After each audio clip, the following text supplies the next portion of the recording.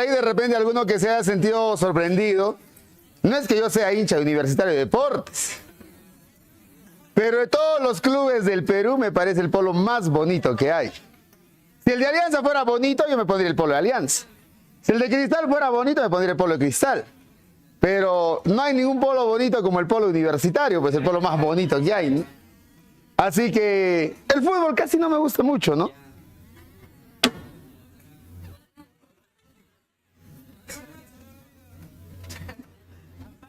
Y además, era el número 19 y el 19 me gusta porque ahí la conocí a ella.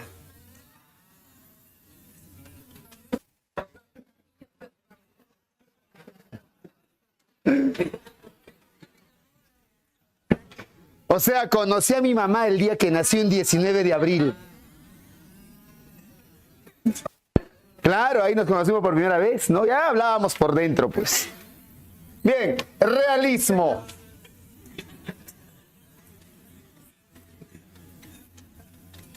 Deben agradecerle a mi madre, que es un colibrí ahora y anda volando por el infinito, que me haya parido, porque si no, yo no estaría parado frente a ustedes, desasnándolos, ¿verdad? Bien, el realismo, movimiento literario que surge en oposición a los románticos. No se opone a los románticos porque los románticos son altamente individualistas, ¿no? El romanticismo era individual, egocéntrico.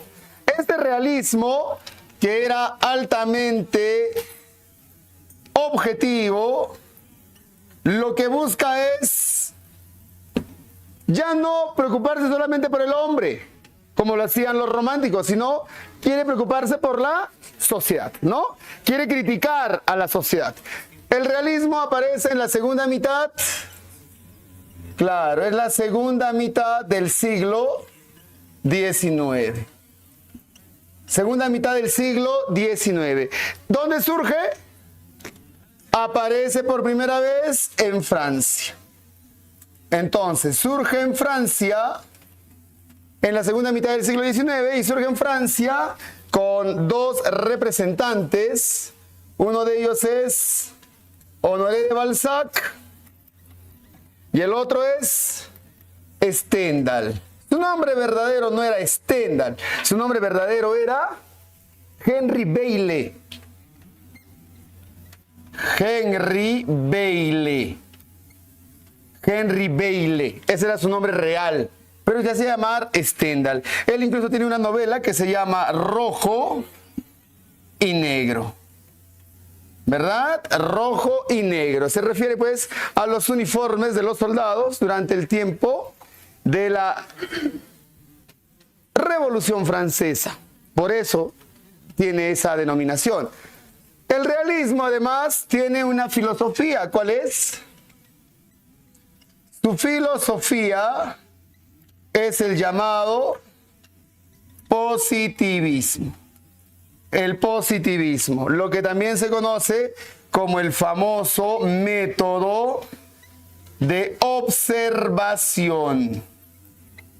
Ya, el famoso método de observación, el positivismo. Entonces, ¿qué dice el positivismo? Que se llega a la verdad a través de la experiencia. Entonces, experimenta. La experiencia te va a conducir a la verdad. Entonces, ¿tú quieres conocer cómo es la realidad de tu país?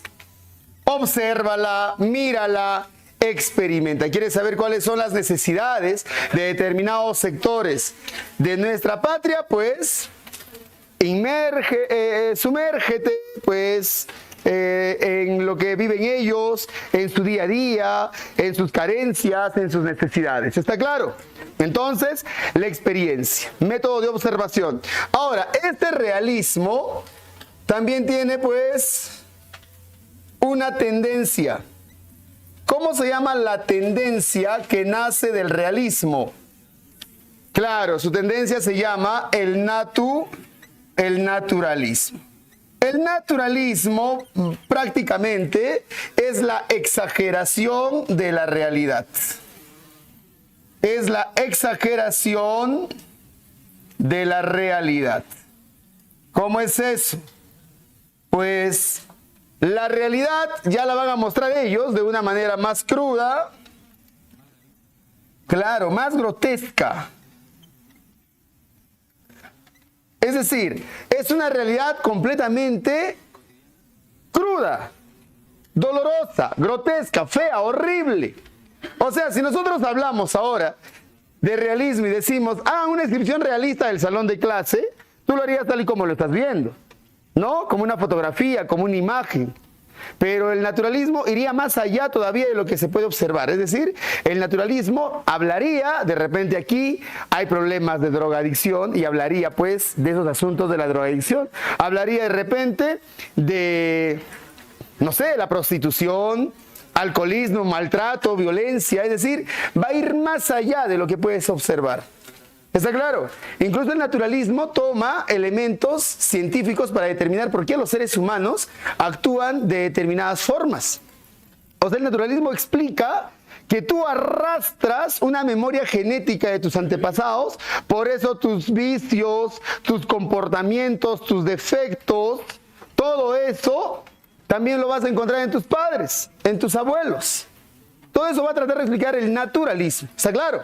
¿Ya? Entonces, el realismo tiene por filosofía el positivismo y su tendencia es el naturalismo. ¿Cuáles son las características del realismo? Primera característica es que es altamente objetivo. Objetivismo. Claro, va a describir pues. ¿Qué es el objetivismo? Primero es la razón sobre el sentimiento. La razón sobre el sentimiento.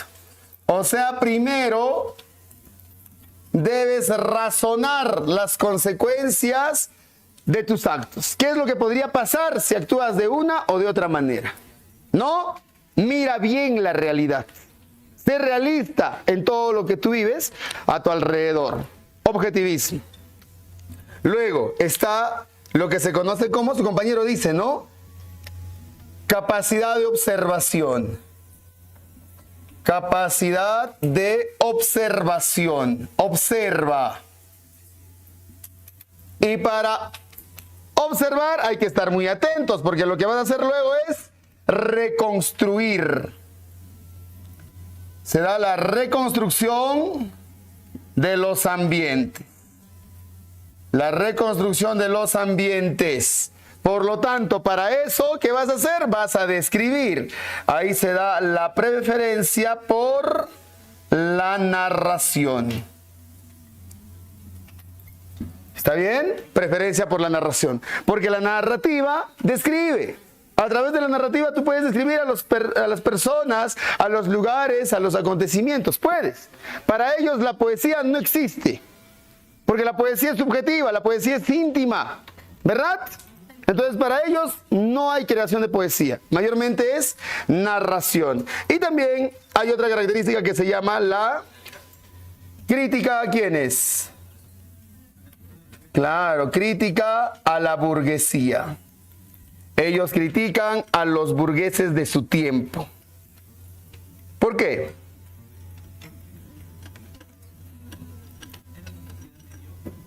Claro, es una clase social que vive en la superficialidad, en lo trivial, en lo mediocre. Así los consideran ellos. Tú a veces te quieres comportar como un burgués. Porque todos quieren ser burgueses, ¿no? Todos tienen esa forma de comportarse como burgueses. Bueno, por ahí siempre hay uno que va en contra de la corriente, como los salmones. Así deberían ser ustedes, como los salmones, ir en contra de la corriente. Pero la mayoría va siguiendo a los demás. Entonces, queremos nosotros aburguesarnos, pues. Entonces, ¿cuántas personas que tú de repente conoces que en condición económica no viven de esa manera? Se preocupan de la ropa que llevan encima, de las zapatillas que tienen puestas, de las fiestas a donde han ido, de las amistades y las reuniones que han celebrado, de los viajes que han hecho, de los restaurantes donde se sientan, de la comida que comen. ¿Los has visto? Entonces, ellos viven en la superficialidad, pues. ¿O alguna vez les has visto a esos tus amigos que tienen su condición económica, pues preocuparse de algún problema social? No sé, de repente por ahí hablar sobre la pobreza, la corrupción, hablar sobre la violencia hacia la mujer, la desigualdad de género. De eso no habla, no les interesa. Y en la televisión tú paras viendo a muchos de estos personajillos que pues se preocupan solamente de eso, ¿no? A la gente le gusta vivir en la mentira, pues. A la gente le gusta mentir. No hay un antónimo para lo que es la verdad. ¿Cuál es el antónimo de la verdad? Tú lo puedes, ese verbo lo puedes conjugar, ¿no? Pues mentir, sí. Yo miento, tú mientes, él miente. ¿Acaso dices yo verdad, él verdad? Entonces mentir es un verbo que sí se puede conjugar y por eso mentimos más. Y la verdad es algo que a nosotros nos parece muy lejano. Por eso mucha gente no quiere responsabilizarse. ¿Te das cuenta? ¿Te has preguntado alguna vez? ¿Ves? No hay, pues, un antónimo para verdad. No hay. No existe. Alguna vez hablaron y dijeron que podría ser de repente, pues, un verbo veracear, ¿no? Sería su conjugación verbal, veracear, yo veraceo, tú veraceas. Pero pues son propuestas de algunos estudiosos y lingüistas. No se puede conjugar. Por eso nosotros mentimos y mentimos y mentimos, porque nosotros no queremos nunca ser responsables de los actos que cometemos. Eso no va a pasar. Lo que no le gusta al ser humano son dos cosas. No le gusta esforzarse y no le gusta responsabilizarse de sus actos. Así que si tú ya te has visto por dentro, sabrás que muchas veces has preferido mentir antes de hacerte responsable de tus actos. ¿Verdad? Entonces, mentimos siempre. La verdad es algo muy lejano para nosotros, muy ajeno para nosotros. Pero bueno, no les voy a hacer sentir peor, ¿ya? Entonces, la burguesía es eso, ¿no? Una clase muy superficial, una clase completamente mediocre, banal, que solamente se preocupa de sus trivialidades y no ve más allá la realidad, no la ve para nada. Por eso había que criticarlos a ellos. ¿Está claro? Entonces, uno de los grandes referentes del realismo, uno de los máximos representantes, ya tú sabes, es Honoré de Balzac. Entonces, el máximo representante es él, ¿no? Honoré de Balzac. Honoré de Balzac. El apellido de este señor era Honoré Balsa. Pero era un apellido muy común, Balsa, allá en Francia. Y él lógicamente quería tener un apellido que tenga mayor fuerza, mayor presencia. Y se había enterado de que los Balzac, que era una familia importante de París, ya estaban prácticamente desapareciendo. Es decir, ya no había descendencia de la familia Balzac. Y él tomó ese apellido de esa familia y se hizo llamar Honoré de Balzac. Es más, ni siquiera era Honoré de... Él era Honoré Balsa. Y le puso todavía, pues, la preposición de, ¿no? Para que suene mejor. Honoré de Balzac. Tú ponle a tu apellido antes la de. ¿Cómo sería? ¿Cómo sería? Bueno, yo me llamaría Javier María de Olortegui. Ahí está. Qué chévere. Pero no, tristemente soy Olortegui. Honoré de Balzac, entonces, está considerado como ¿qué? ¿Cómo lo han considerado? Claro, le han llamado el sociólogo de la novela. El sociólogo de la novela. ¿Qué más? ¿Secretario de qué? De la sociedad. ¿Qué más? El emperador de la novela, ¿no? El emperador de la novela. Además de tener esos calificativos, ese señor ha sido el creador de ¿qué? Claro, él es el creador de la novela sociológica. Él es el creador de la novela sociológica. ¿Por qué la novela sociológica? Porque, pues, va a crear una obra monumental de casi 100 libros que va a retratar a la sociedad parisina de su época, desde los estratos sociales más bajos hasta los más altos. ¿Por qué? Porque él decía, voy a hacer lo mismo que hace el registro civil. ¿No? ¿El registro civil qué hace? Registra, pues. Está bien, registra. Pero registra todo lo que tú eres. En el registro civil está tu edad, lugar donde vives, quiénes son tus padres, qué opción tienen ellos, cómo es tu vivienda. Si tu vivienda tiene un piso, 2 pisos, si está de material noble, si es rústico, todo está en el registro civil. ¿Ya? Todo. Ahí está.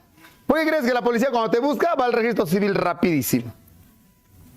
De ahí te van a sacar toda la información, pues la policía cuando cometes un delito, así que ni pienses escaparte. No huyas. Te van a atrapar. Eso tienes que saber, ¿no? Proyecto novelístico. ¿Cómo se llama su proyecto novelístico donde él retrató a toda la sociedad parisina? Claro, la comedia humana. La comedia humana. ¿Cuántas novelas quiso escribir? Él quiso escribir 137 novelas. Quiso escribir 137 novelas. Le llamó comedia humana porque Dante lo había impresionado tanto con su Divina Comedia y él vio que Dante, cuando hace el recorrido por el infierno, el purgatorio y el paraíso, va por estratos, por distintos lugares, ¿cierto? Y ve a las almas de los muertos siendo castigados por sus vicios, por sus defectos, o gozando del perdón divino, llevado una vida plena. Entonces dijo Honoré Balzac, si Dante mostró al hombre en cada uno de estos estratos, por sus vicios, defectos, o por lo bueno que hicieron, más allá de la vida, yo puedo mostrar al hombre también en cada uno de los estratos, pero en la sociedad. También sus vicios, sus defectos. Por eso, tomando lo que era la Divina Comedia, él le va a llamar comedia humana. Dante lo hizo en lo divino, yo lo hago en lo humano. Por eso, hasta el número 137 novelas. Como Dante tenía mucha simbología en los números, él también, pues, 137 novelas, 1, 3 y 7 son números primos, ¿no? Para darle, pues, también esa simbología. Pero al final no logró las 137 novelas. ¿Cuántas nomás? 96, 97 novelas, dicen por ahí. Otros hablan de 100 novelas, pero es bastante, pues. ¿Verdad? Es bastante. ¿Cuántas novelas tú has escrito hasta ahora? Ninguna. Solamente llevas la novela de tu vida, ¿no? ¿Tu vida es una novela? Sí, ¿no? Qué bonita tu vida. ¿Te gusta tu vida? ¿No? ¿Y por qué la estás viviendo? Ya, salte del camino. No, mentira. Recién les va a gustar, pues. Van a empezar a conocer, experimentar, a saber más cosas. Se van a enamorar también, ¿no? Ustedes quieren enamorarse. Si es que ya no están enamorados. Papá Goriot es una de las novelas que integra la comedia humana, ¿ya? Es una de las novelas que está dentro de esas casi 100 novelas. Papá Goriot, pues, tiene un antecedente. ¿Cuál es el antecedente? El antecedente es El Rey Lear, o Lear. ¿De quién? De William Shakespeare, donde se cuenta cómo al rey Lear, o Lear, pues sus hijos no lo quieren, no lo corresponden para nada. Le dejan abandonado, pues solamente le muestran ingratitud. Eso mismo va a contar también Honoré de Balzac. ¿Cuál es el tema de Papá Goriot? Claro, es la paternidad. La paternidad frustrada, ¿no? O mejor, la paternidad enfermiza, porque también él ama muy enfermizamente a sus hijas. les da todo a las hijas y las hijas no le corresponden, son unas ingratas. Hay varias que son así. Y por eso también el tema podría ser la ingratitud filial. Tú eres al menos grato para tu padre, para tu madre. Los quieres, les reconoces el esfuerzo, el amor que te dan. Todo lo que hacen, a veces no lo hacemos, ¿no? Nos molestamos, renegamos, hasta pedimos a veces que desaparezcan. ¿Verdad? Sí, ya no lo hagas. Mira, ¿ves? Ya soltó ya. Solita. Entonces, esto hacemos a veces. ¿Cuántas veces no lo has pedido interiormente? Quizás no se lo has dicho, pero por dentro hasta habrás dicho, ¿por qué no te mueres? Así eres, ¿ves? Así que si lo has hecho, mejor pues ya no lo vuelvas a decir nunca. Papá Goriot. Ahora, dentro de esta novela, el personaje principal no es Papá Goriot. Es el muchachito Eugenio de Rastignac. Eugenio de Rastignac. Este muchachito, pues, es un caso de arribismo. Es un caso de arribismo. Es un arribista. O sea, él quiere obtener fama, riqueza, quiere tener bienes, pero no se quiere esforzar. ¿Lo va a hacer a través de qué? Del arribismo, casarse con alguien de dinero. Hace un momento yo les decía que menos lo que hacemos es esforzarnos, ¿no? Ese es el arribismo, pues. Entonces, ¿tú quieres tener una vida acomodada? Sí, pero como no te gusta esforzarte, no quieres estudiar, no quieres ir a la universidad o no quieres hacer estudios superiores, ¿qué haces? Buscas a alguien que tenga dinero con quien puedas tú emparentar. Podría ser también, ¿no? Entonces, alguien que te pague todos tus caprichitos. Él quiere eso. Es un caso de arribismo, es decir, es un caso de ascenso social. Es un caso de ascenso social y de descenso moral. Es un caso de ascenso social y de descenso moral. Quiere ascender socialmente, pero moralmente se va a convertir en un amante, va a causarle la muerte a otro muchacho, aunque después se va a arrepentir y cosas como esas. Todo se da en una casa. Ya, claro, se da todo en la casa pensión Boker, ¿no? Ya, Bauker. Debería ser Boker, pero tú le has dicho Bauker, ya. Boker. Ya, pero Bauker para ti ya.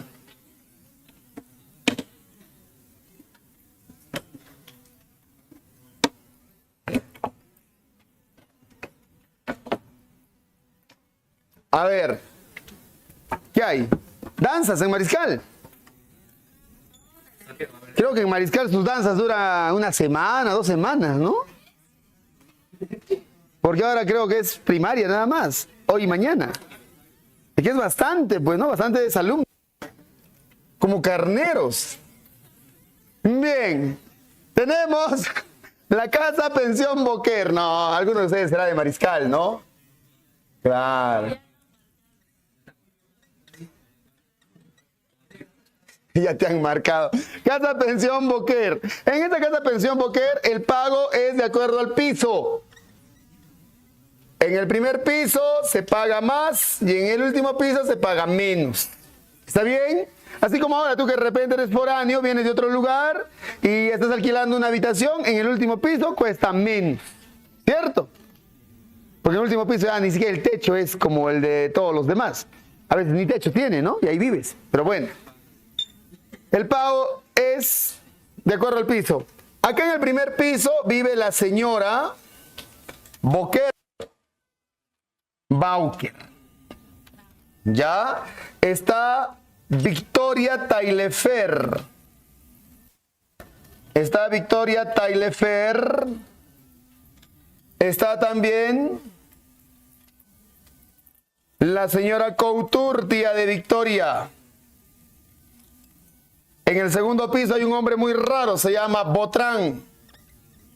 o Bautrín si quieres. Ya, Bautrín. Le dicen el burlamuertes.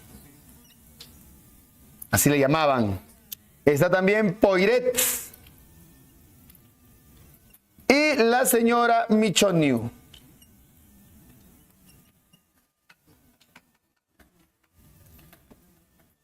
Una mujer que no era para nada hermosa, ya anciana ya, pero pues no era hermosa ni físicamente ni espiritualmente. Una mujer que vivía del chisme, de la conveniencia.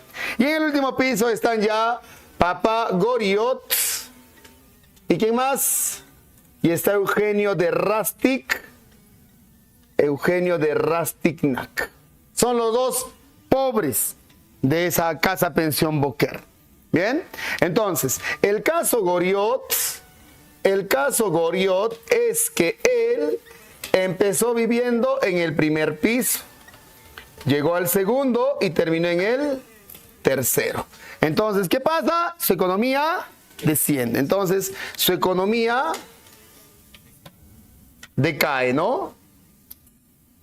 ¿Por qué su economía decae? Porque nuestro querido Papá Goriot era un fabricante, un empresario que fabricaba fideos. Era un fabricante de fideos en su tiempo.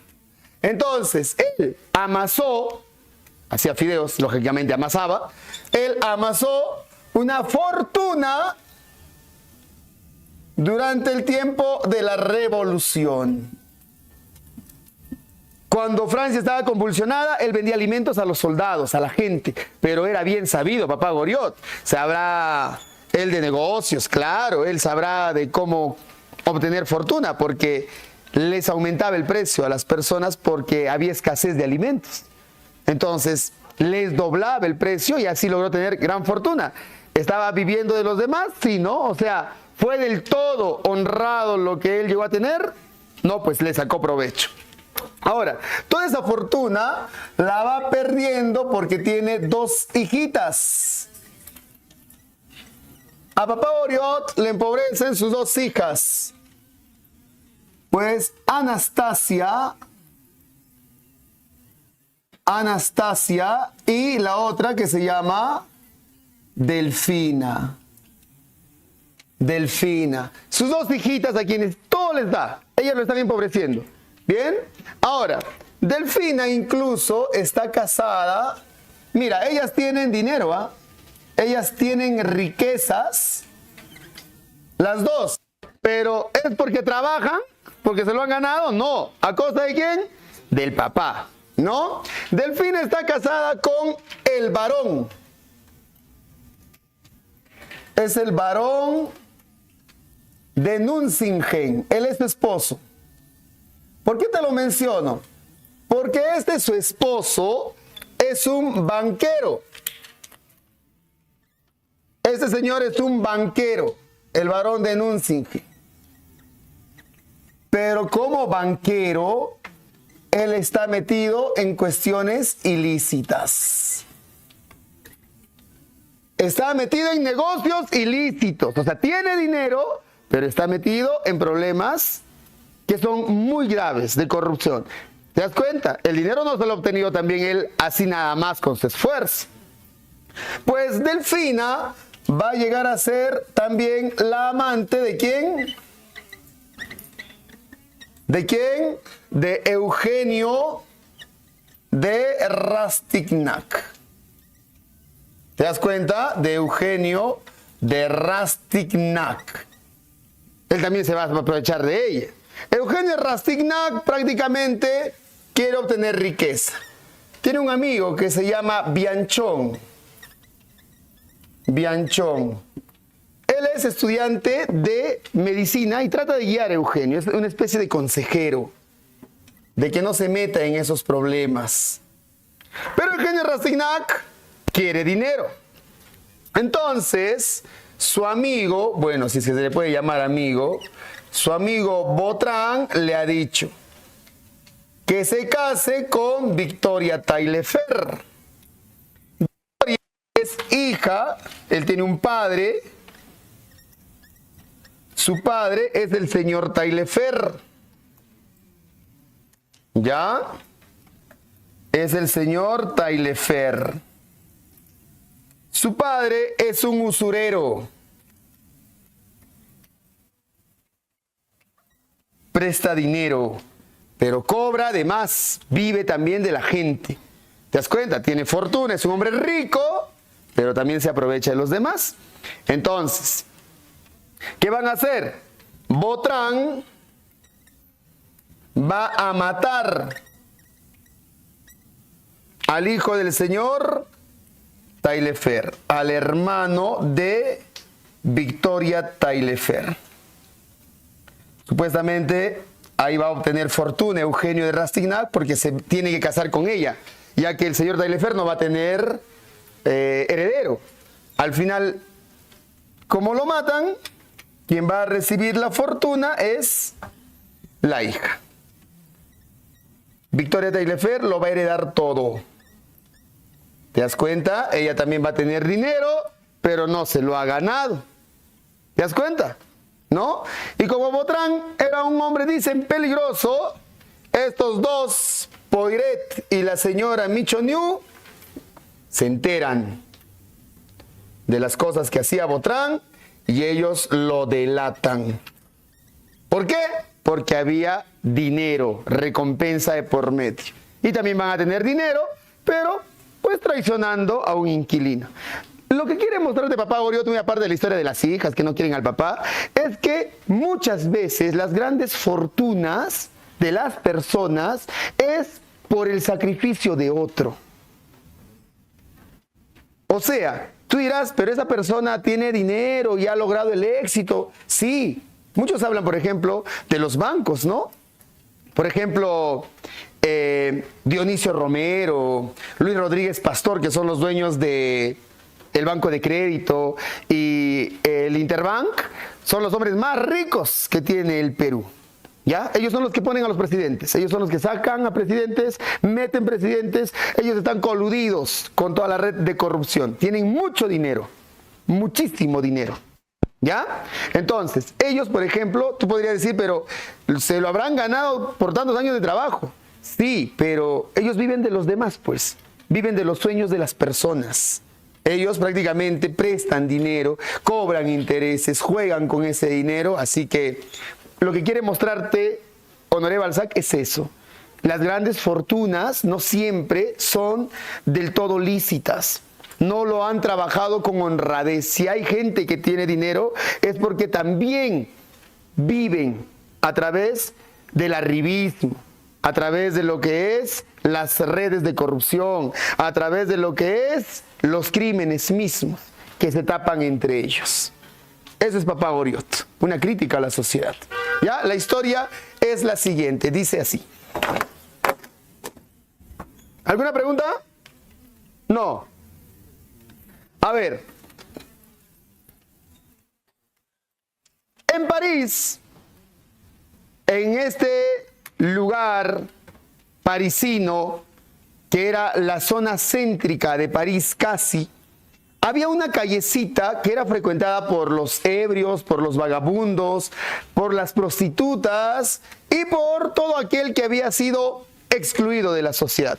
En esta callecita sucia, maloliente, para nada siquiera vistosa, se levantaba a la mitad de ella una casa de 3 pisos. Esta casa de 3 pisos tenía una fachada que estaba completamente deteriorada. Las paredes estaban con la pintura que ya ni siquiera se notaba. Había un letrero sobre el portón que decía Casa Pensión Boquer. Vivían una serie de inquilinos y pagaban de acuerdo al piso en el que se encontraban. Si estaban en el primer piso, pagaban más. Si estaban en el segundo piso, pagaban menos. Si estaban en el tercer piso, pagaban mucho menos. En el primer piso vivía la dueña de ese lugar, que era la señora Boquer, una mujer viuda. Como había quedado viuda, había recibido de herencia de su esposo esa casa y le servía para poder dar pensión y también alquilar las habitaciones y ganar dinero. También vivía en el primer piso Victoria Taillefer. Tenía 15 años la jovencita. Victoria Taillefer era hija del señor Taillefer, un hombre muy rico, pero su padre no le daba ni un solo centavo a ella. El motivo, que era mujer. El hecho de ser mujer no era para el padre algo que le agradase. Así que Victoria Taillefer no recibía ni la atención económica ni la atención emocional de su padre. Estaba abandonada por él. A Victoria le cuidaba su tía, la señora Couture. Ella se hacía cargo de la muchachita. En el segundo piso vivía Botrán, un hombre muy raro y muy extraño. De día salía muy temprano y regresaba muy noche. Botrán decía que se dedicaba a los negocios, pero se sabía la vida de los demás, lo que hacían, lo que no hacían, a dónde iban. Así que nunca explicó de dónde tenía tanta información. Además, en el segundo piso estaba Poiret, un antiguo funcionario del Estado. Poiret había sido, pues, un policía y ya estaba retirado. Y estaba la señora Michoniu, una mujer viuda que también vivía de las pensiones que había dejado su esposo. En el tercer piso vivían ya los dos más pobres de esa casa pensión Boquer. Papá Goriot, le decían así a un antiguo fabricante de fideos y que prácticamente se había venido ya a la ruina. Y Eugenio Rastignac, un estudiante de Derecho. Él quería ser abogado, pero como era muchacho provinciano, un muchacho que venía de una condición muy humilde, no solamente quería eso, ser abogado, sino también llegar a la clase social más alta de París. Así que lo estaba pensando. Cuando Papá Goriot llegó a la casa pensión Boquer, empezó viviendo en el primer piso, luego en el segundo y terminó en el tercero. Esto era porque su economía iba cada vez disminuyendo, iba empeorando. Cuando Papá Goriot llegó a la casa pensión Boquer, la señora Boquer sabía de que era un antiguo fabricante de fideos y que tenía una gran fortuna. La señora Boquer lo que quiso fue enamorar a Papá Goriot para ella ser también heredera de esa fortuna. Así que cada vez que Papá Goriot estaba en su habitación, ella lo visitaba. Ella misma lo atendía incluso a la hora de la comida y se quedaba con él conversando muy horas. Y siempre lo hacía con sus coqueteos, siempre con sus insinuaciones y muchas veces llevaba incluso unos trajes tan llamativos como para que Papá Goriot se encante con ella. Pero Papá Goriot nunca le hizo caso para nada. Así que la señora Boquer llegó hasta dudar de la virilidad de Papá Goriot. Les dijo a sus sirvientas, parece que no le gustan las mujeres. Una de sus sirvientas le dijo, no es eso. A él no le gustan las mujeres como usted. A él no le gustan las mujeres mayores. Le gustan las mujeres jóvenes. Porque indistintamente por las tardes vienen dos muchachas. Bajan de carruajes muy elegantes, se quedan con él un tiempo breve y se van con monedas en las manos. Ellas son sus amantes. La señora Boquer dijo, entonces es un tonto. Deja que las muchachas le quiten su dinero. Sus amantes, de seguro, ellas se ocupan de él por sus bienes. ¡Qué tonto! Pues Eugenio Rastignac tenía serios deseos de ascender a la clase social más alta. Un día, Eugenio Rastignac se enteró de alguien, una prima que tenía, la vizcondesa de Beusant. Esta vizcondesa de Beusant era la mujer más admirada de París. Todas las mujeres querían ser como ella. Todas las mujeres querían tener lo que ella tenía, porque la vizcondesa de Beusant tenía las mejores joyas, los mejores lujos, hasta incluso a los mejores amantes. Y hacía unas fiestas tan superficiales y tan triviales que ¿quién no quería asistir a esas fiestas de la vizcondesa de Beusant? Ella era el símbolo de lo que era la vanidad en París. Así que las mujeres la admiraban tanto. Eugenio Rastignac, al saber que su prima, la vizcondesa de Beusant, podía ayudarlo a ascender socialmente, fue a visitarla. Le hizo conocer sus deseos de que quería ser parte de esa clase social burguesa. Su prima, la vizcondesa de Beusant, le dijo, has llegado al buen lugar. Yo voy a asistir en unos días a una fiesta. Tú me vas a acompañar, Eugenio. Vas a ir conmigo como mi pareja. Te voy a presentar a las mujeres y a los varones de la alta clase social.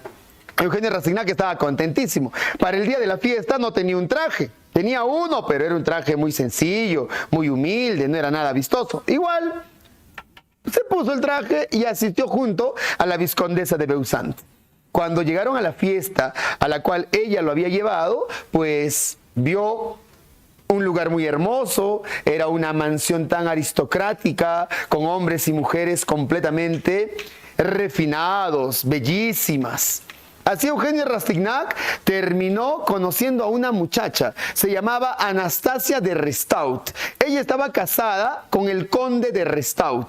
Anastasia de Restaud era tan hermosa y tan bella que Eugenio de Rastignac rápidamente empezó a hablarle, a cortejarle.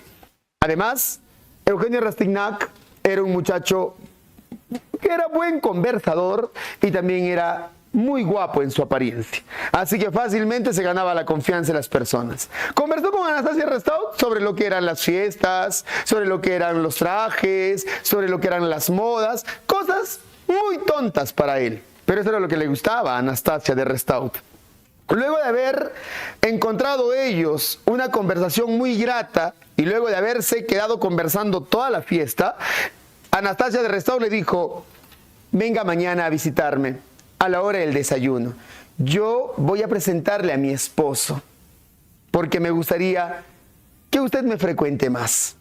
Eugenio Rastignac estaba contentísimo, lo había invitado a desayunar y pues si le presentaba al esposo no había ningún problema. Él no quiere tener nada serio con ella, solamente ser amante, porque el amante recibe pues todas las atenciones, ¿cierto?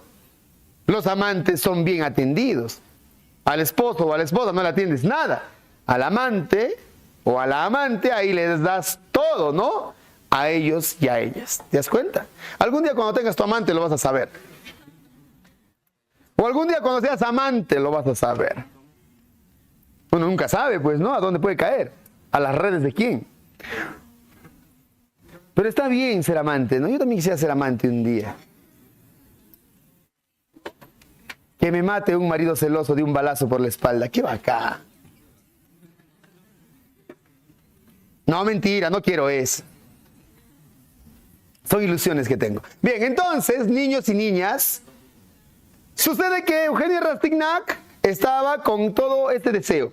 Le había invitado a desayunar, regresó a la casa de pensión Boquer y se echó a dormir. Al día siguiente, temprano, bajó a desayunar con todos los inquilinos. Y emocionado les dijo: he conocido a una persona muy importante. Antes de que diga el nombre, Botrán, que se sabía todo, le dijo: sé que has conocido a Anastasia de Restaud, Eugenio.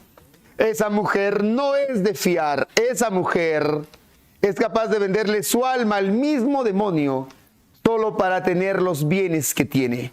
Así que, Eugenio, ten mucho cuidado. Esa mujer te puede llevar a lo que es la ruina misma. Eugenio estaba sorprendido. ¿Cómo Botrán sabía eso? Le dijo: Botrán, no importa lo que digas, me ha invitado a desayunar, así que esta mañana me voy a reunir con ella. Papá Gorio también estaba ahí, sentado a la mesa, así que él escuchaba lo que estaban conversando y no dijo nada. Terminó de desayunar y se marchó.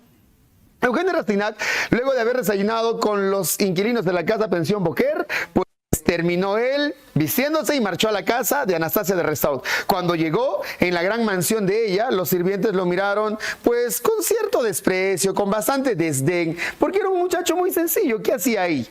Ya suponían los sirvientes de Anastasia de Restaud de que quizás sea uno de sus amantes.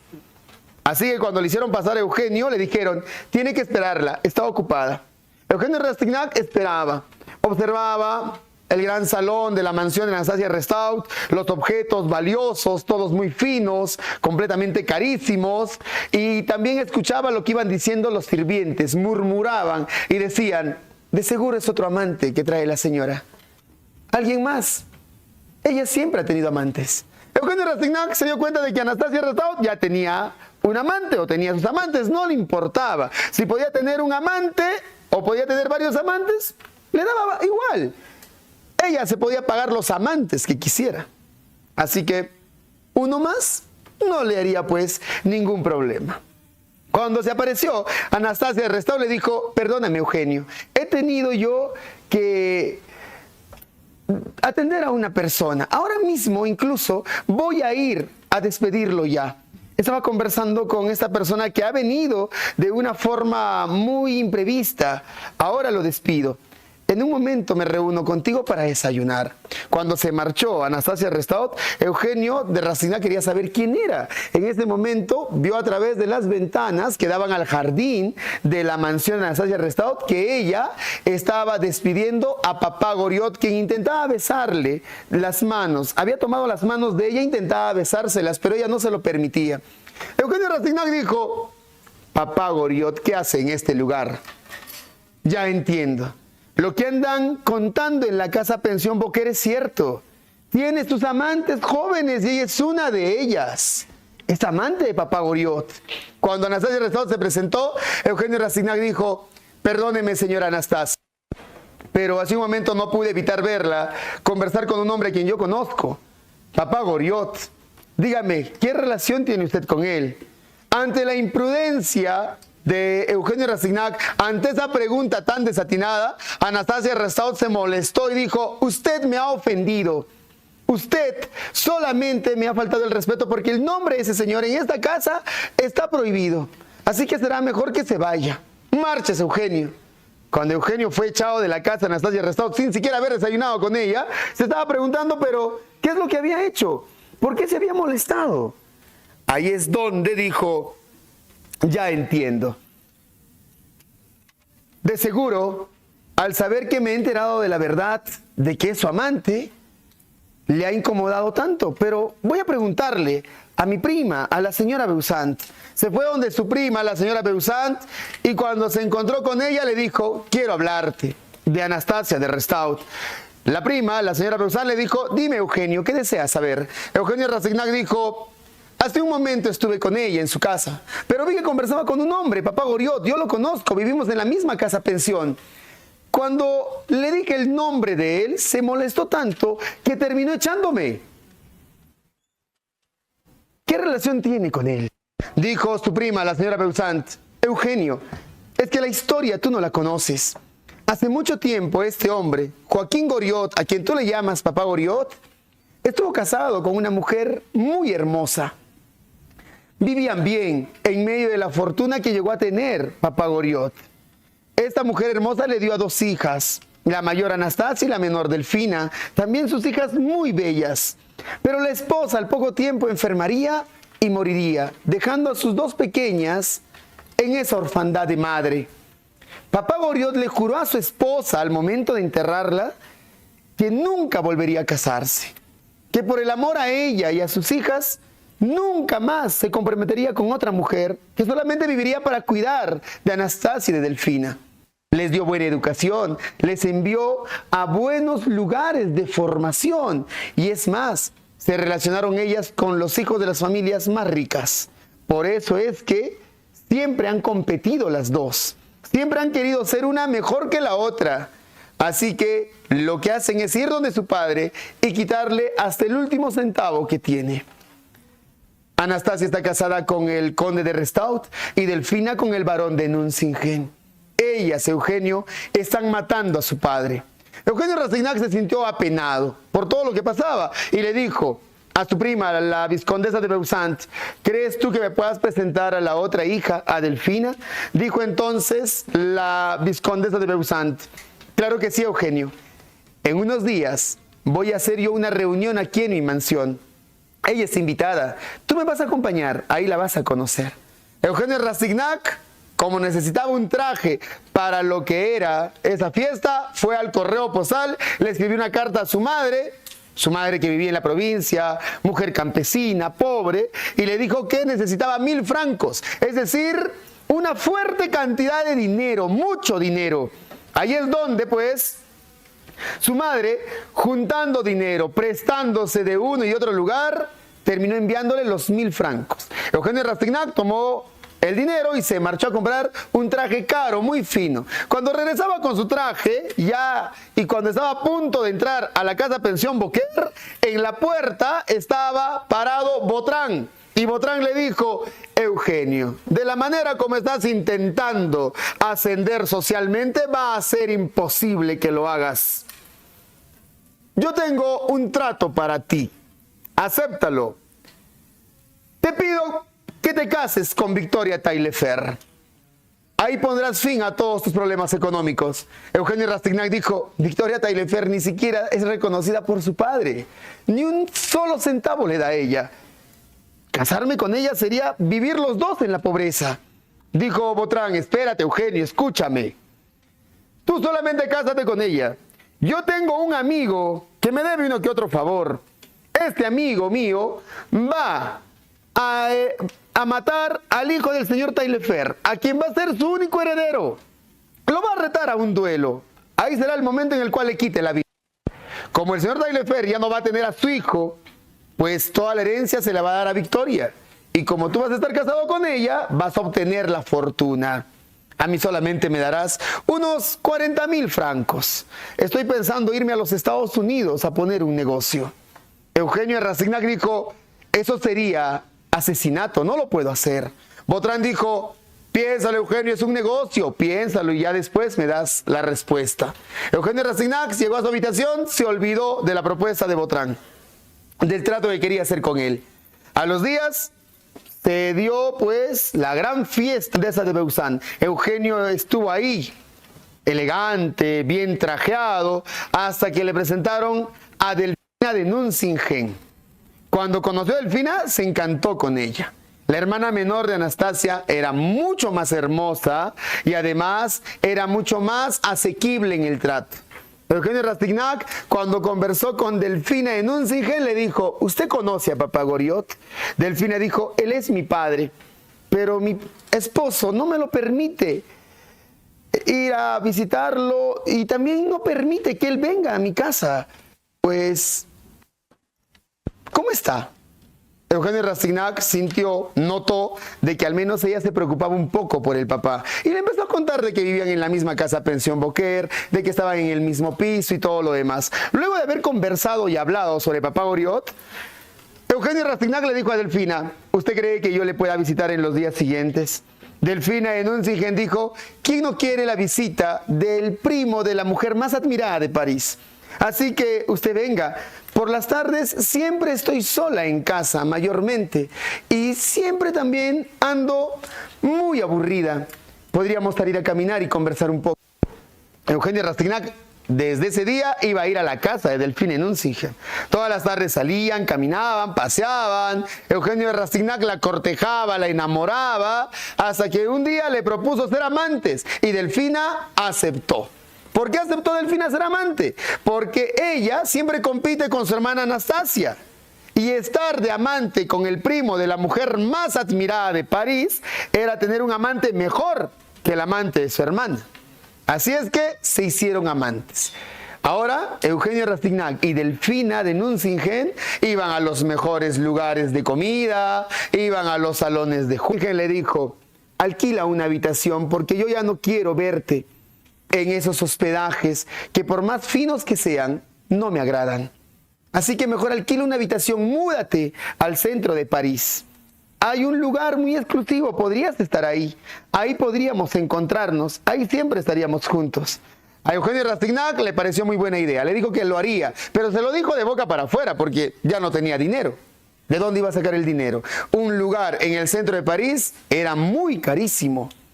Como no tenía el dinero y ya se lo había prometido a Delfina en Nuncingen, empezó a seguirle el juego a Botrán. Empezó a enamorar a Victoria Taillefer. No fue tan difícil. La muchacha de 15 años estaba enamorada de Eugenio. Así que Eugenio ya solamente se estaba aprovechando de ella. Ella creía que Eugenio sí realmente quería algo serio con ella, pero no, solamente jugaba con los sentimientos de la jovencita para poder obtener su fortuna. Pero un día, el amigo de Eugenio, su consejero, era además un muchacho estudiante de medicina, Bianchon, le dijo, Eugenio, lo que tú haces es ser cómplice de un asesinato. Tus ambiciones van a acabar con la vida de alguien que es inocente. Eugenio Rastignac recapacitó y dijo, entonces ahora mismo voy a cerrar todo con Botrán. Le dijo a Botrán, ya no quiero seguir con esto. Ya no quiero seguir con este juego tuyo. Botrán le dijo, es tarde, Eugenio. Mi amigo ha retado a duelo al hijo del señor Taillefer. Así que mañana se van a enfrentar en un duelo. Mañana ellos dos se van a batir. Eugenio Rastignac desesperado, como ya no podía hacer nada, fue donde papá Goriot y le contó todo. Que él era amante de su hija y que la hija le había pedido que se cambie de lugar, que se vaya a una habitación en el centro de París, pero él no tenía el dinero y que por eso había seguido el juego de Botrán.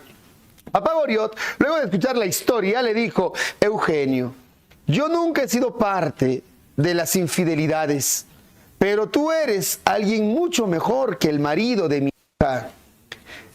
El varón de Nuncingen ni siquiera me permite que pase por su calle.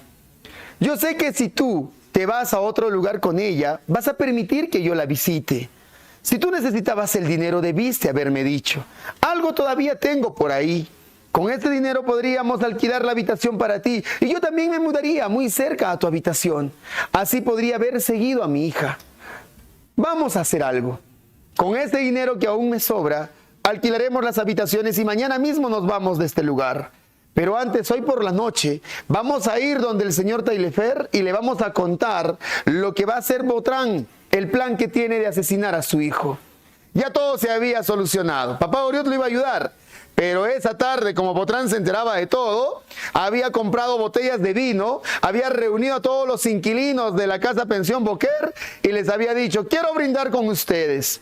Me ha salido un negocio, el mejor de todos, así que quiero celebrarlo. Empezó a beber con todos. Y más vino le servía a papá Goriot y a Eugenio Rastignac, que quedaron embriagados y dormidos. Y no fueron a avisarle al señor Taillefer lo que iba a pasar.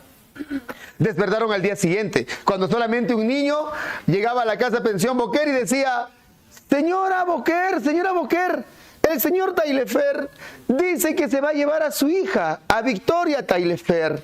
Es que esta mañana han matado a su hijo, lo han asesinado, así que se la va a llevar en el transcurso de las horas. Papá Goriot y Eugenio Rastignac se dieron cuenta de que no habían podido hacer nada para evitar la muerte de ese muchacho. Pero también en ese momento entraban los policías. La guardia francesa entraba a la habitación de Botrán y se lo llevaban detenido. ¿Qué había pasado? Días antes, cuando Poiret y la señora Michoniu, quienes eran buenos amigos, habían ido a pasear por una de las plazoletas de París, un policía de la guardia francesa se les había acercado y les había dicho: en la casa donde ustedes se encuentran vive un inquilino. Nosotros suponemos que es un prófugo de la justicia, alguien que escapó de la cárcel hace mucho tiempo atrás. Lo llamamos el burlador de la muerte o el burlamuertes. Además, su nombre real es Jacques Collins, pero parece que ahora tiene otra identidad y se hace llamar Botrán. Queremos que ustedes nos ayuden. Van a tener que solamente drogarlo. Y cuando lo vayan a drogar, tienen que levantarle la manga de la camisa a la altura del hombro. Tiene un código que se les pone a todos los presos. Si él tiene el código, es el hombre a quien estamos buscando. Son 3.000 francos de recompensa. Por el dinero, estos dos, Poiret y la señora Michoniu, mientras Botrán estaba emborrachando a papá Goriot y Eugenio Rastignac, ellos también lo estaban drogando en la bebida. Como quedó drogado Botrán, Poiret y la señora Michoniu lo llevaron a su habitación, lo tendieron en la cama, le quitaron la camisa y vieron que sí tenía el código. Y ellos habían dado el aviso a la policía. Así que también se iba detenido. Papá Goriot y Eugenio Rastignac se iban a marchar. La señora Boquer estaba desesperada. Se había ido ya Victoria, Botrán estaba siendo llevado a lo que era la carceleta, Poiret y la señora Michoniu, con el dinero que habían obtenido, también se iban a retirar, se iba a quedar sin inquilinos. Y papá Goriot y Eugenio Rastignac eran los últimos que ya se iban a ir. Así es que, cuando estaban alistando todo, Eugenio Rastignac le dijo a papá Goriot: voy a escribirle una carta a mi madre, le voy a avisar que me mudo a otro lugar. Cuando regrese papá Goriot, nos vamos entonces. Se marchó Eugenio Rastignac y cuando se quedó solo papá Goriot y alistando sus pocas pertenencias, se apareció Anastasia, desesperada, gritando y diciendo: padre, tienes que ayudarme. Mi amante se ha endeudado tanto en los salones de juegos que no puede pagar sus deudas y ahora hasta quiere quitarse la vida. Yo no quiero que eso pase. Por favor, dame el dinero para poder pagar las deudas que tiene él. Papá Goriot, como a su hija nunca le decía no, le dio una parte del dinero. Así que se marchó Anastasia. Papá Goriot se empezó a sentir muy mal. Su hija tenía un amante a quien ella tenía que pagarle hasta las deudas de los vicios que tenía. Al rato nada más se apareció Delfina y dijo: padre, mi esposo se ha enterado de que estoy de amante de Eugenio de Rastignac. Él me ha pedido el divorcio y yo le he aceptado, porque prefiero quedarme con Eugenio, a él lo quiero, pero dice que no me va a dar ni un solo centavo de la dote que tú le diste cuando yo me casé. Así que dice también que está en la ruina y yo necesito comprarme algunas cosas. Si tienes el dinero, dámelo por favor. Lo que quedaba del dinero que iban a utilizar para alquilar las habitaciones en el centro de París, se lo entregó a Delfina. Se sintió ahí peor. Empezó a tener una crisis nerviosa, un fuerte e intenso, un grave dolor de cabeza, y también era como si el corazón en el pecho le quisiera reventar. Se recostó en la cama. Su preocupación era, si su hija se separaba del esposo, pues iba a estar ella en la ruina, en la pobreza. Si bien es cierto, Eugenio Rastignac la quería, había un sentimiento hacia ella, pero no le podía cumplir los caprichitos, no le podía pagar los lujos, las joyas, los vestidos. Eso lo dejó así, completamente preocupado, desesperado, que entró pues en esa crisis que ya casi hasta la forma de hablar le iba quitando. Cuando Eugenio Rastignac regresó y al verlo en esa condición dijo: pero papá Goriot, ¿qué te ha puesto tan mal y así tan de pronto? Voy a llamar a Bianchón. Llamó a Bianchón. Cuando Bianchón se apareció como era estudiante de medicina, él dijo: Eugenio, es una crisis nerviosa, una apoplejía. Hay que llevarlo al hospital. ¿Tienes dinero para hacerlo? Eugenio Rastignac no tenía nada de dinero. Así que escribió una carta para cada una de las hijas, avisándoles de que su padre necesitaba de su ayuda. La carta que llegó para Anastasia, ella lo leyó. Y les dijo a sus sirvientas: si alguien viene de parte de Eugenio Rastignac o de papá Goriot, díganles que estamos de viaje. La carta que era para Delfina lo leyó el esposo de ella. El esposo, molesto de saber que el amante estaba escribiendo, dijo: no vamos a responder ninguna carta que llegue. También dio la orden.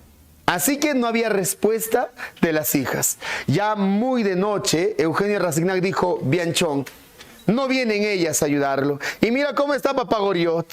Y ahora solamente deliraba, solamente desvariaba, preguntaba por sus hijas. Y Eugenio Rastignac y Bianchón tenían que decirle de que no habían llegado. Gritaba solamente papá Goriot en su dolor: mis hijas no tienen siquiera un poco de cariño hacia mí.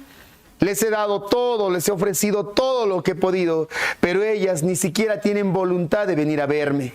Ahora que voy a morir, muero en el fracaso de ser un padre. No he sido un buen padre, he fracasado con ellas. En medio de esa tristeza, Eugenio Rastignac dijo: voy a buscar a Delfina. Ella tiene que escucharme y darme el dinero. Corrió a la casa de Delfina en Nuncingen, pero los sirvientes, como tenían la orden expresa del barón de Nuncingen, le dijeron de que no estaba, de que se había marchado, que estaba de viaje junto a su esposo y a sus hijos. Eugenio Rastignac sabía que la estaban escondiendo. Regresó. Cuando lo hizo, vio que papá Goriot estaba ya peor. Ahí dijo: pero Bianchón, ¿qué es lo que ha sucedido? Ahora ya ni siquiera papá Goriot reconoce, ya ni siquiera sabe quién soy. Dijo Bianchón: cuando te marchaste vino su hija Anastasia. Estaba desesperada, buscaba dinero. Ni siquiera preguntó por su padre, ni siquiera me dijo qué es lo que tenía. Solamente trataba de decirle dónde había dinero o si tenía algunas monedas para dárselos a ella, porque decía que tenía una reunión o una fiesta. Pero como no ha encontrado nada, se ha marchado. Esto lo ha puesto peor. Parece que papá Goriot, al ver a su hija y que ella no se preocupe por él, es lo que más le ha afectado. A Eugenio Rastignac le pareció un acto de indolencia, un acto tan inhumano como una hija viendo a su padre morir, ni siquiera preguntar por él. Dijo Bianchón: tengo un reloj de oro que me regaló Delfina, lo voy a vender y con ese dinero vamos a llevarlo al hospital. Corrió con ese reloj de oro a la casa de un prestamista, vendió el reloj. Cuando regresaba con las monedas, ya muy tarde, es que vio a Bianchón parado en la puerta. Estaba fumando un cigarrillo y Bianchón le dijo: Eugenio, ese dinero que traes en las manos, será mejor que lo guardes. o trata de utilizarlo en otra cosa. Papá Goriot está muerto. Eugenio Rastignac entró en una ira, en una cólera, que apretó las monedas en las manos y dijo: sus hijas lo han dejado morir, sus hijas lo han abandonado, pero nosotros no vamos a hacer eso, Bianchón. Vamos a utilizar este dinero para poderlo enterrar. Al menos será un entierro digno. Pagó los funerales de Papá Goriot. Muy temprano mandó una nota a cada una de las hijas avisándoles de que su padre había muerto y que deberían acompañar al funeral. Las hijas no asistieron al momento del entierro. Solamente fueron los sirvientes de cada una de ellas en su representación. Cuando todos se marcharon, que eran mayormente inquilinos o algunos que conocían a Papá Goriot, el que se quedó parado frente a la tumba de él fue Eugenio de Rastignac. Frente a la tumba de Papá Goriot, desde ahí podía ver la gran ciudad de París. Tenía todos los sentimientos dentro: tristeza, ira, rabia, cólera, y pues él juró en ese momento, prometió vengarse. Dijo: ahora ustedes, Delfina y Anastasia, me van a ver la cara. Ahora van a saber quién soy yo. Ahora París va a conocer a Eugenio de Rastignac. Ahora ustedes me la van a pagar. Así, molesto y con esa rabia, salió del panteón y esa noche se alistaría para buscar a Delfina de Nuncingen, a quien era su amante. Con ella iba a comenzar su venganza. Y fin de la historia.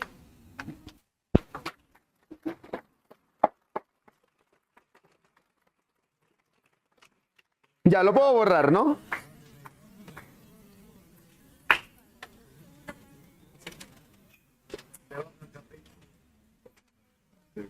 Segundo. Toma, toma. Lo borro al otro lado. Bien, este tema, vanguardismo.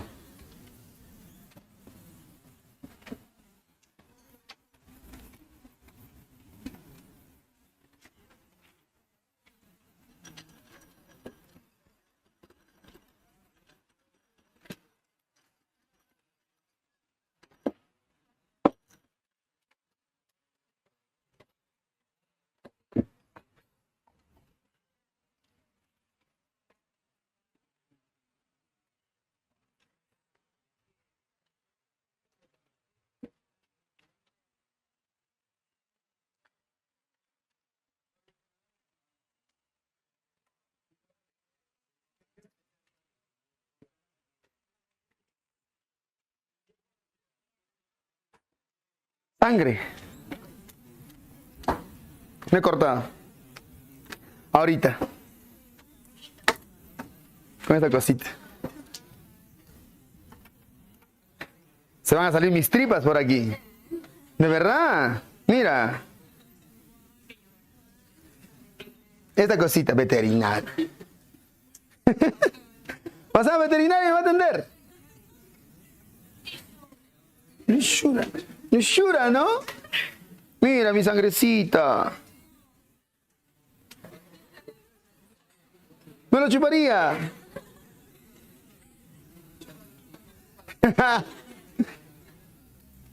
Ustedes son una generación que ya no han hecho lo que hacían antes los niños.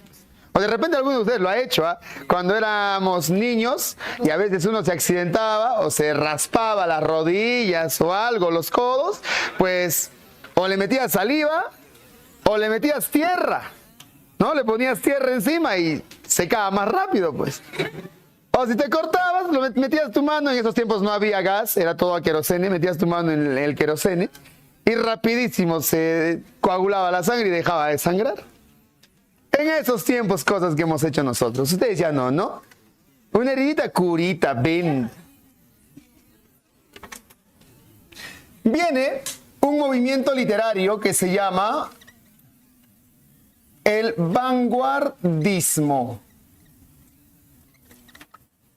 Antes del vanguardismo, entre el realismo, esto no está en el prospecto, pero para que te llenes de información, entre el realismo y el vanguardismo hay dos corrientes literarias. No es el simbolismo y el parnasismo. parnasianismo.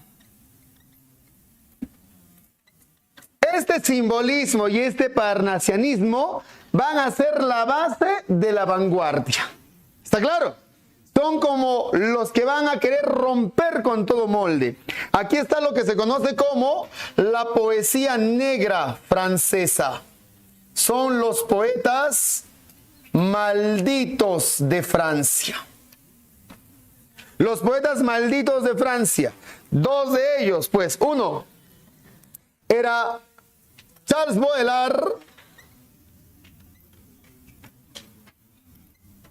Charles Baudelaire tiene un poemario bellísimo que se llama Las flores del mal.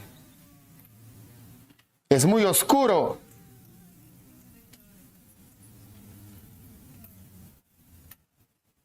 Es un libro de poesía, Las flores del mal, ¿no? De Charles Baudelaire. Y prácticamente, pues, es un libro que en su tiempo fue prohibido. Lo llevaron a juicio junto con Gustave Flaubert, el representante del realismo, porque estos dos libros, el de Flaubert, Madame Bovary, y Las flores del mal, atentaban contra la moral de ese tiempo. Charles Baudelaire, en la primera parte de su poemario, a ti te dice que tienes que leer ese libro. Y todavía te dice, hipócrita lector. Así te dice, ¿no? Eres un lector hipócrita, que no sabes vivir la vida con intensidad. Hay un poema que se llama también Himno a Satán.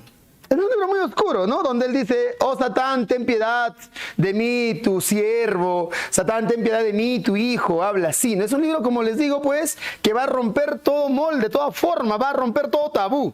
Charles Baudelaire, ¿ya? Charles Baudelaire, pues, para mí es uno de los grandes genios de la literatura en el caso de la poesía. Charles Baudelaire era así porque también tenía un maestro. Admiraba a un hombre que era Edgar Allan Poe, el norteamericano que también vivió una vida muy enloquecida. Entonces, para Charles Baudelaire, Allan Poe era su maestro, era un guía, un referente. Nunca lo conoció, pero él tradujo todos los textos de Edgar Allan Poe. Si Edgar Allan Poe llega a ser reconocido después de su muerte en su literatura, es por él, por Charles Baudelaire. Y había también otro poeta mucho más joven que se llama Arthur Rimbaud.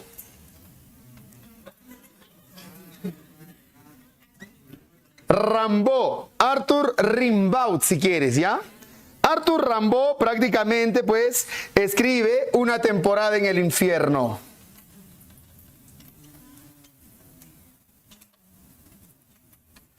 Una temporada en el infierno.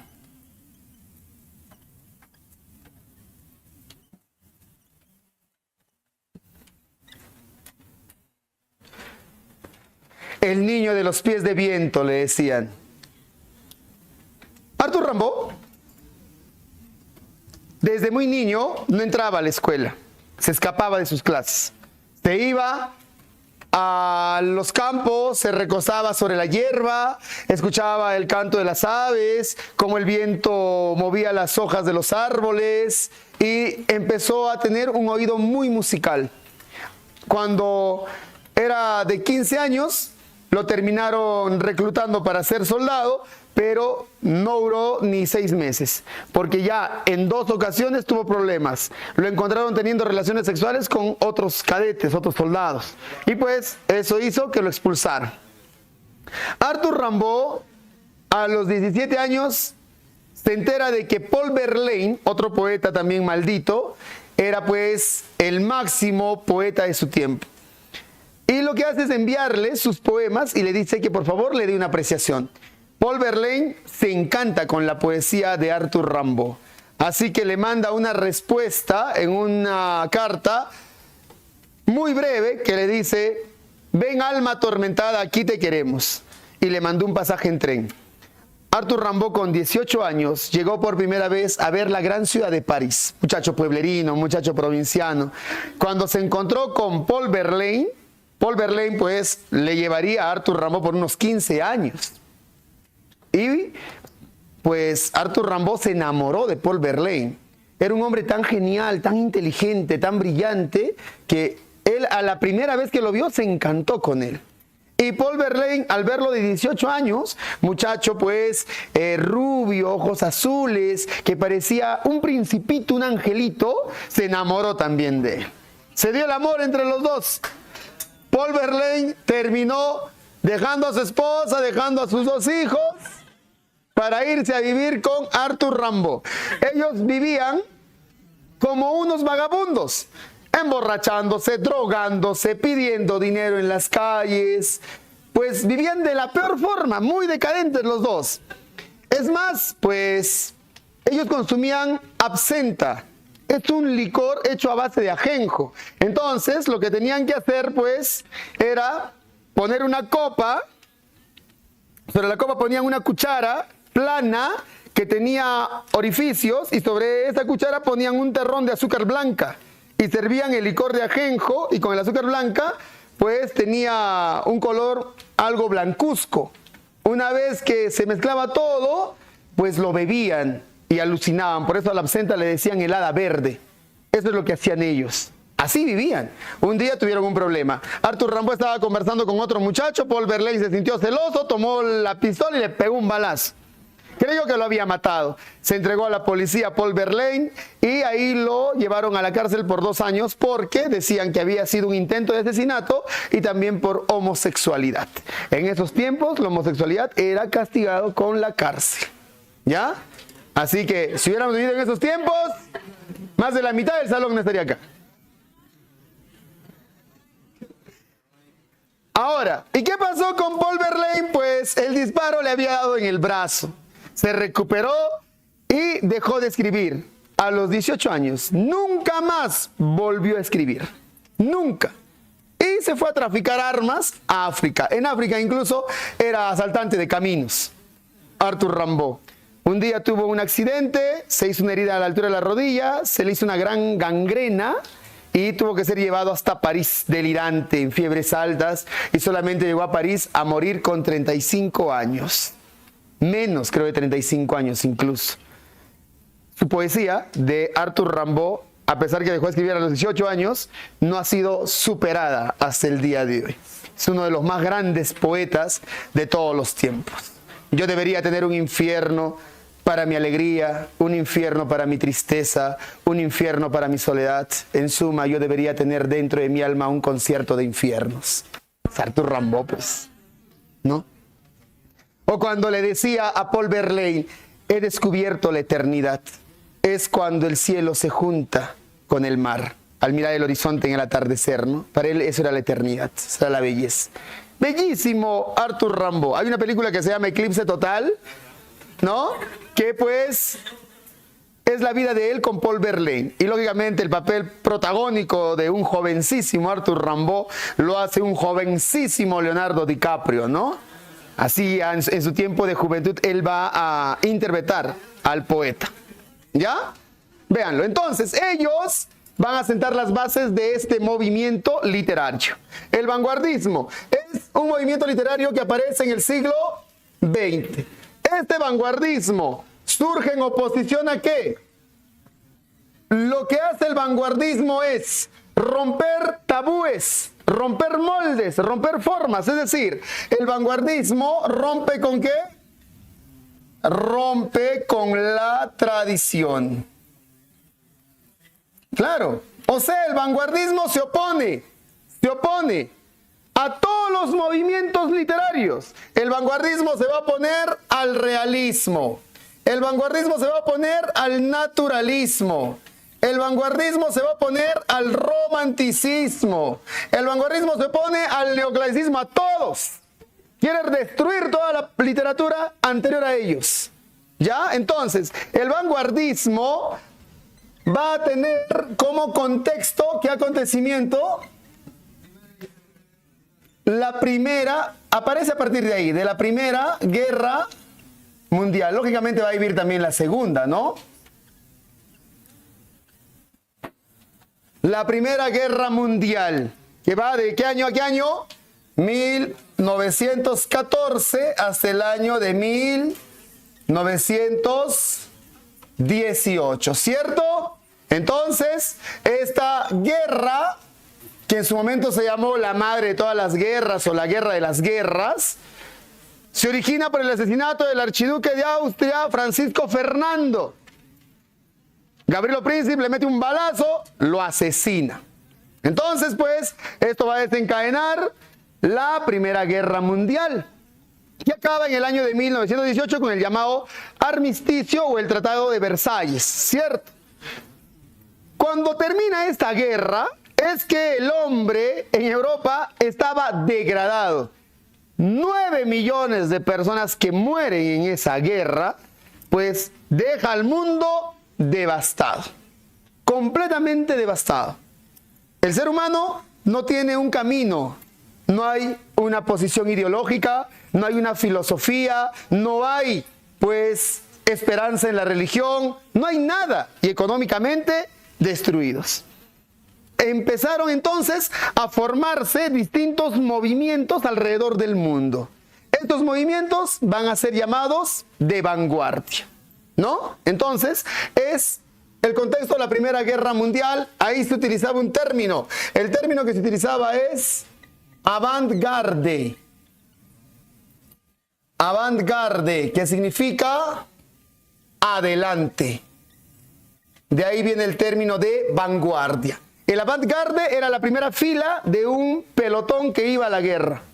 Ellos son la vanguardia y los de atrás la retaguardia. Entonces, ellos quieren ser los que estén primero que todos los movimientos literarios. ¿Está claro? ¿Cuál es el propósito del vanguardismo? El propósito del vanguardismo es crear un arte nuevo. Ellos quieren crear un arte nuevo. Es decir,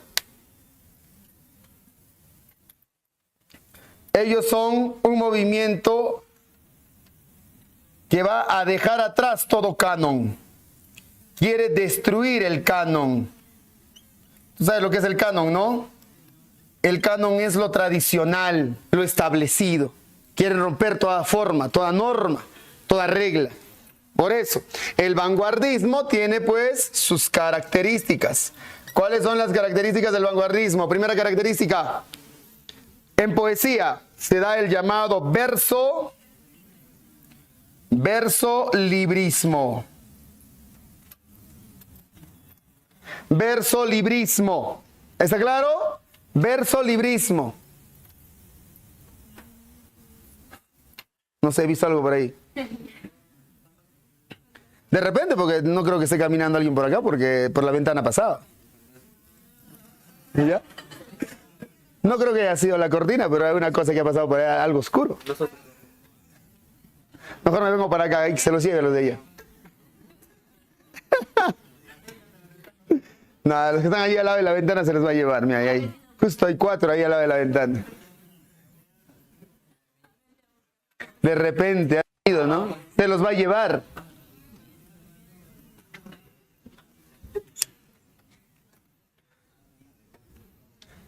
Yo hace mucho tiempo tenía pensado publicar mi último libro, que lo he escrito hace 4 años.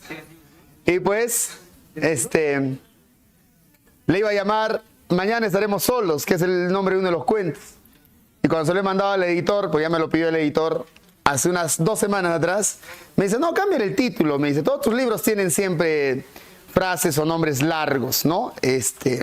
La morfología del tiempo, el viaje al fin de la nada, la tierra que nos toca, cuando el pasado nos alcance, son nombres largos, me dice, los títulos de tus libros anteriores. Y ahora Mañana estaremos solos, es un título también largo. ¿Por qué mejor no le cortas? Hay un cuento que me gusta que se llama Chiririnca. Ah, llámale así. Por ese cuento que es perfectísimo, me dice, ¿no? Y ya pues el libro se va a llamar así, va a cambiar el título, ¿no? La chiririnca es la mosca que anuncia la muerte, pues.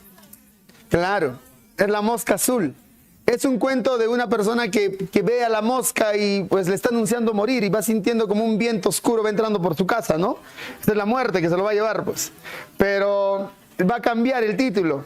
Entonces me dice, ¿lo cambias? El domingo te mando las últimas correcciones y lo más probable es que para la Feria Internacional del Libro de Ayacucho lo voy a llevar yo, me dice, ¿no? Lo voy a presentar ahí lo presentamos.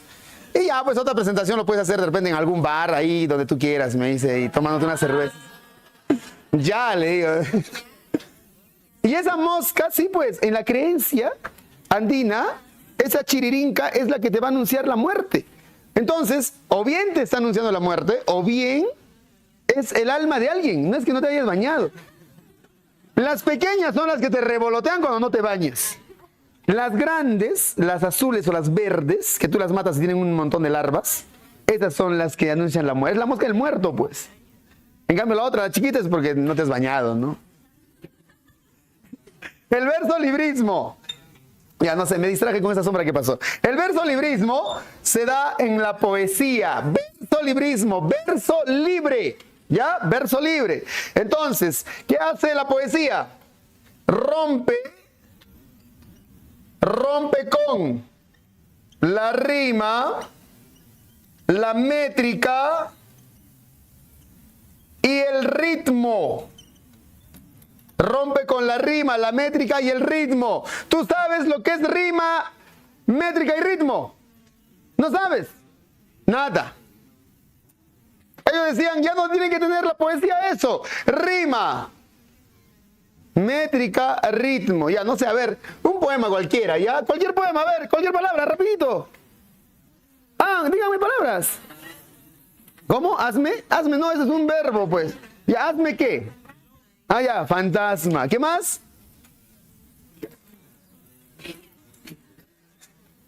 No sé. El fantasma de los días trae el tiempo muerto. Trae el tiempo muerto cada noche. Ya está, ¿ves? Salió un poema, qué chévere. ¿No?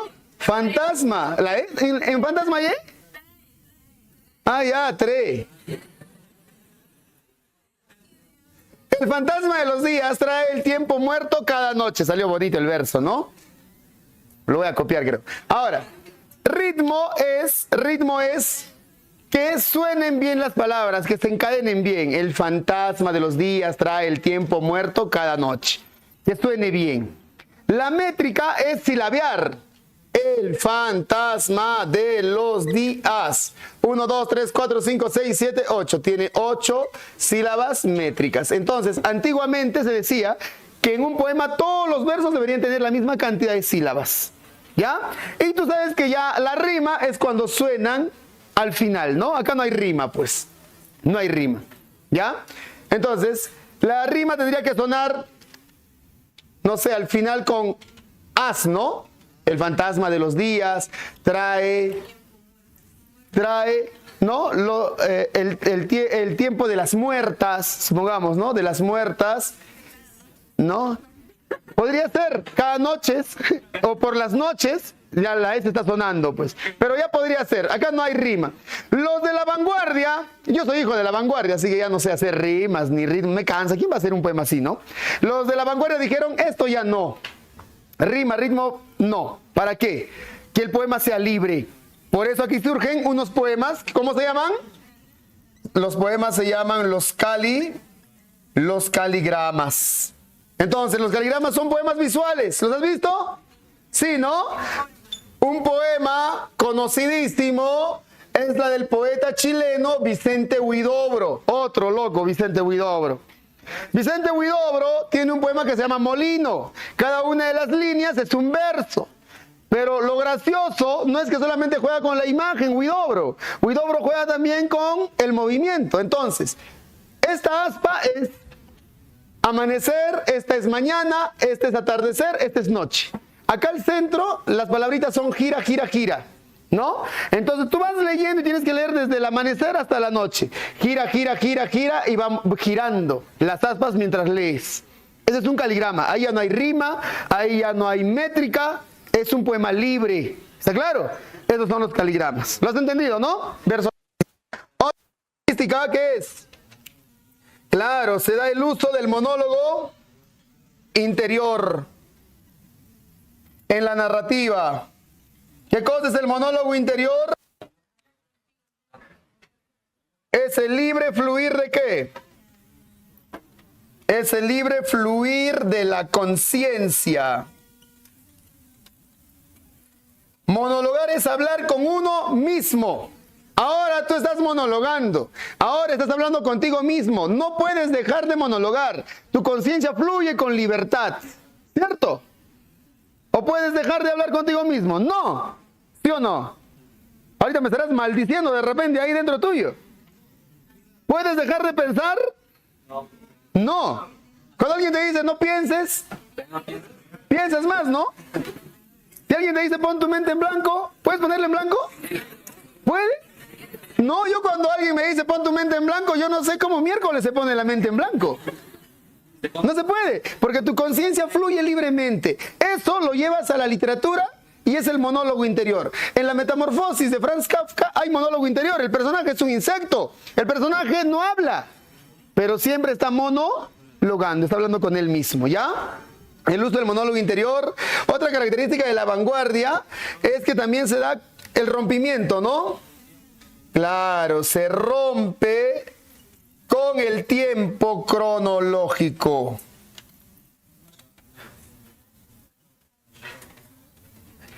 Claro, tú ya conoces las técnicas narrativas, ¿cierto? Rompimiento de los tiempos.